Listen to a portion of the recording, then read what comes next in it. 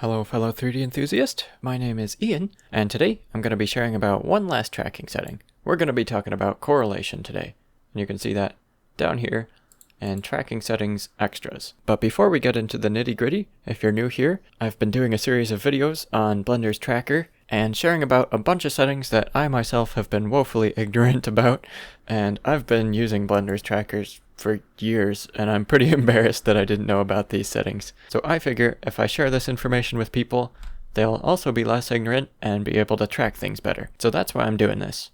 I'll make sure you can get in touch with a playlist somewhere of all these videos, but let's get on to the tracking here. So the correlation setting is generally something we want to do on a track by track basis.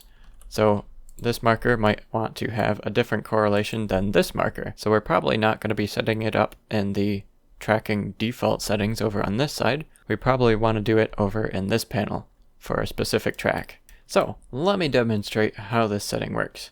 If we hold down Control and do a left click to drop a tracker in here, we can start going ahead and tracking it by hitting E, and I'm going to go backwards. Let's also hit L to make sure it's locked there.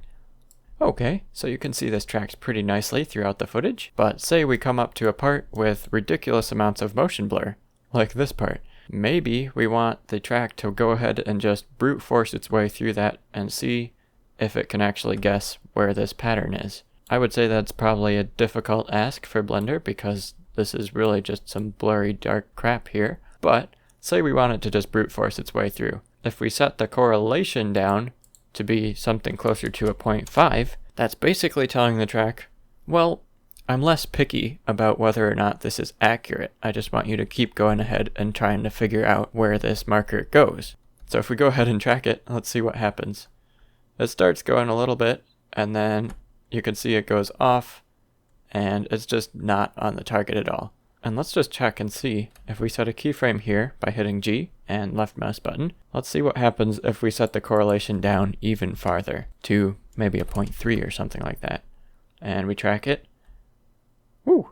You can see it tracked a little bit farther. It was still not even really close to what we wanted to track, but you can see that it is even less picky about being on target here. Now if we turn it up to something closer to a 0.9, and try and track that forwards. First of all, let's actually go E and clear the path beforehand so that we don't have any of that messed up track. Let's go E and try and track it forward. You can see it goes forward a frame and it's just like, I can't do this, bruh. I don't know what you're trying to track here. So I'm just gonna stop tracking. And perhaps we can switch up some settings and make it work a little bit better, but this motion blur is really gnarly, so switching the correlation here probably won't be an effective solution, but that is what the correlation does. So if you found this useful and you're interested in learning more about visual effects in Blender, I've created a completely free video for you that goes over 5 tips for integrating your CG creations into real-life footage. And if that sounds interesting to you, there's a link in the description, so definitely go ahead and give that a click. And like I mentioned, there'll probably be a playlist around here somewhere where you can check over the other settings for the tracker that I recently found out about and am sharing with you. But yeah, I'd say that's about it. So I hope you have an excellent day, and cheers!